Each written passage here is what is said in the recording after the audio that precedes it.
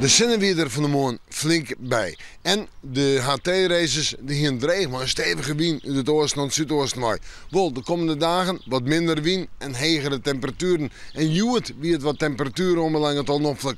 Joen en vannacht bewolking. Ja, misschien een bui of een buiken. En verder is een temperatuur om bij de 11 of de 12 graden heen. En de wind valt haast heel en op voet en komt uit verschillende richtingen waai.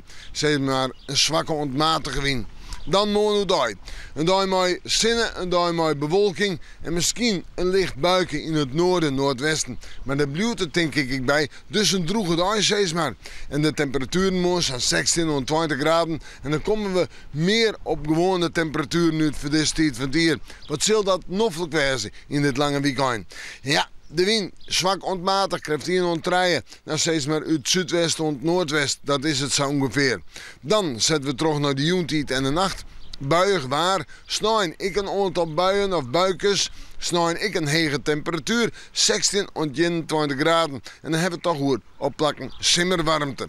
De wind die komt meer uit het noordoosten waai, het noorden en die zullen matig en vrij krachtig wezen. Die maken het van het gevoel nog een beetje kouder. Takkemikken. Manje, tiesje en waasje. Ja, manje en tiesje. Temperaturen zomen bij de 18 graden heen. Een paar buien, buikjes, de zinnen er eens even bij. En zeggen we naar tiesje, dan is dat meest of heel en dal bewolkte dag.